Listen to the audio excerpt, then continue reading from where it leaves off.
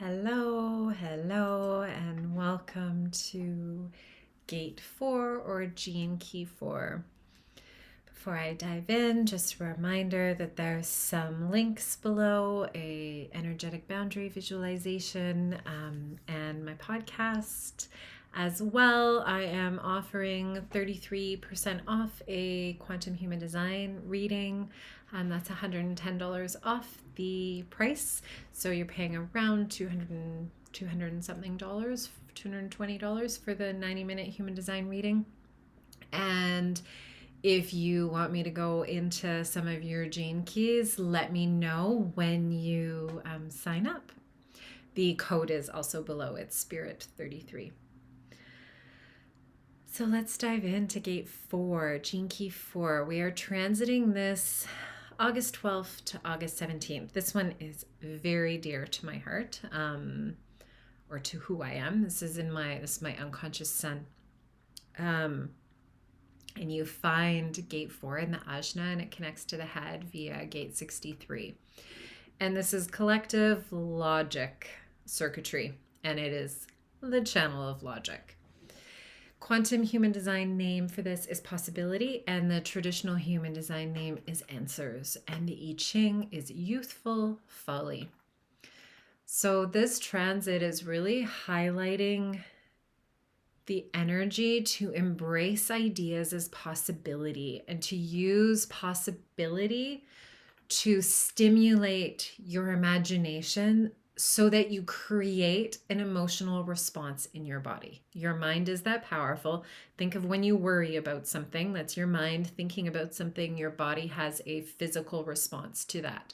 So using your imagination, using uplifting possibilities in order to create a positive emotional response in your body. It's also letting us know to watch for where doubt might be creeping in, especially if something's not manifesting right away, and to wait for truth to be shown over time.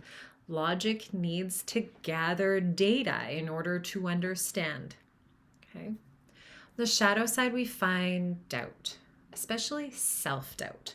This is a shadow that I know quite well, self-doubt, doubting myself about the things that I do, especially when it comes to business, used to be in relationship, because there's a fear that something won't work out. That's what this shadow is related to. And this is why it's so important for us to wait for truth to be shown over time. Because if I doubted everything, if I say I'm doubting this YouTube channel that I started on an intuitive hit, I totally doubted why I was doing this, but I was able to just do it because it felt good to talk about this. And then over time, my mind, Gate 4, has gathered the data that this is a good thing. People actually value this, for which I'm so grateful. But at the beginning, I was full of self-doubt. You also in the shadow have this pressure because it's coming, the corresponding gate is the 63. And that head center is a pressure center. So it's creating pressure to share ideas before you might have the full picture. And on the full expression, this is all about learning to use your ideas as seeds for the imagination so that you create an emotional response in your body so that you magnetize opportunities to you that match your emotions. If I am in self-doubt and in fear, my body responds to that self-doubt or fear through my physical body, my G center and the way that my heart calibrates with the quantum field, along with my reticular activation system, which is scanning for what is important data and what's not. If I am in doubt, that's all I'm going to see is more doubt. But if I use my imagination to plant seeds of possibility and look for Let's say I want to feel peace, and I look for moments where I feel peace that will bring more of those experiences into my reality. The gene key side, we have the Shadow of Intolerance, the Gift of Understanding, and the Siddhi of Forgiveness. So this is in the ajna, and this Shadow of Intolerance is rooted in the mind, getting tangled up in the emotions. And it creates chaos when we over-identify with our emotions, and then we misuse our logic.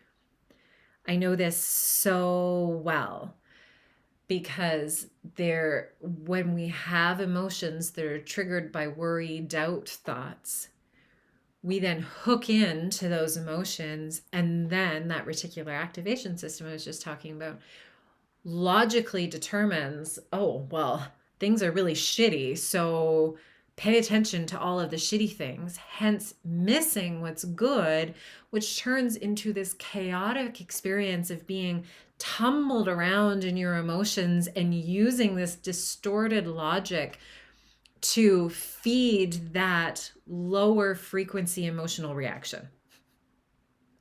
You have one bad day. When I read this, Richard Rudd said, I'm like, oh yeah, this is something that I experience when I as a projector need rest, and I haven't given myself that. So if you have a bad day, something's going on. For example, for me, I haven't rested and I've booked too many things. If I'm tired or a bad day, I will find all of the logical reasons to dislike something or someone. And this honestly, it's very humbling to admit this here. It can feel, it is so overwhelming because I decide that it's like my mind is reasoning why I don't want to see someone or why I get drained, and it's so not the truth. It's simply that my emotions need some love and I need to take care of myself. But my brain makes up these stories as to why life is terrible. And then it stimulates more of the emotions. And then those emotions of why your life is terrible then lead your life. It's very confusing. I still tumble around in it sometimes. And what this does too is that through that distorted logic, it turns opinions and judgment into certainty. And you feel so certain about something or someone. And that fear is projected out onto others, and your defense mechanisms kick in. It's a really, I mean, probably because it's in my unconscious son, but it's a very tricky one that I need to, which I am learning, is really become the leader of my mind, not let my mind lead me. And that is something that, as a background in counseling, is tricky because I was trained to feel whatever's coming up. And this was happening for me last night, where I was having some fear stuff come up around abundance and about a journey that I'm going on. And it was like those emotions, I have felt all of those emotions associated with the fear many times. There's nothing more for me to process there. And it literally was me going, everything is going to be amazing. Everything is always working out for me. And that shifted my emotions because at some level, you've processed it. At sometimes you got to feel your emotions. It's very, very important. But there, you reach a point where you are over processing, where catharsism becomes almost an addiction. And this is what happens with the gene key 4, gate 4, because you're hooked into a belief system, and then the emotions feed the belief system, and it becomes this very, very nasty cycle that you can get locked into. So the gift of understanding This has very little to do with knowledge and very little to do with this functional logic of the mind, and everything to do with understanding with your entire being. And at some level, it's like where your mind just becomes exhausted with what's going on. It's kind of like what happened for me last night, where it was like I didn't need to noodle out and feel out all of my beliefs again because I know them inside and out. It was literally like I was just like, this is ridiculous. I'm done with this. And it was a switch, and it was like this super calming feeling that happened.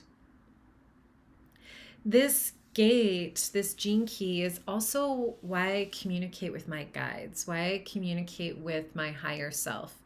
My guides are just a version of myself that I am seeing through my lenses. But it's like I can bypass my human and I can get very clear answers that are not distorted by any logic. In fact, most of the time they're incredibly compassionate and wise and simple. The mind is not simple. The mind wants to make meaning out of everything, which often complicates things.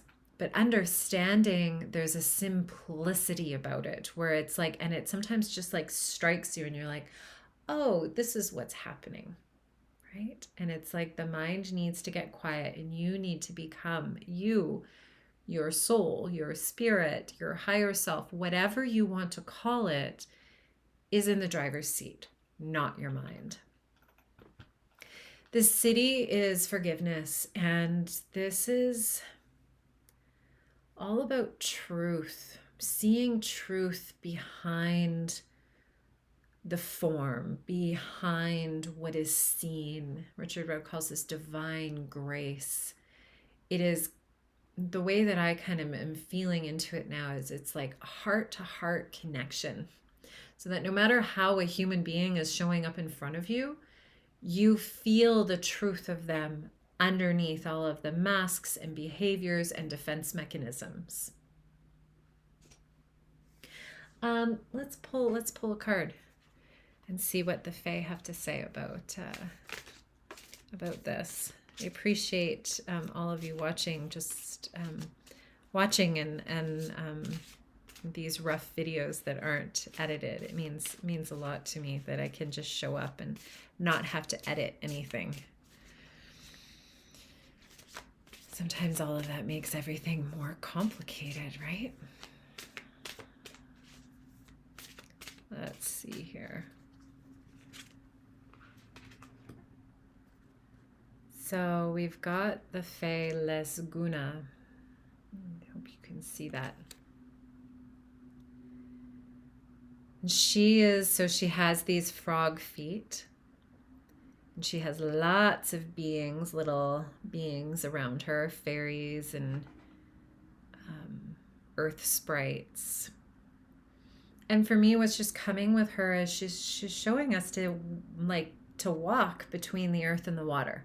And that's what it is about seeing the truth, right? When you can move between the earthly realm and the water realm. So the water realm is all about emotions, and the earthly realm is form and what is made manifest. You see the truth. When you can move back and forth between the two of those really easily, you see the truth. I mean, and she also has her wings, so she's connected to the air realm too, which is all about the mind. And I imagine the mind in inspiration. And she looks very peaceful. There's this peaceful aspect about her. It kind of looks like grace to me. It's like she's not searching for anything. She just is allowing to be what is. And in the right timing, she will take those beautiful frog legs of hers and leap into the next place where she's guided to go. Thank you so much for watching, folks. If you feel called, please like, share, or subscribe. Have the most wonderful transit here and beautiful day.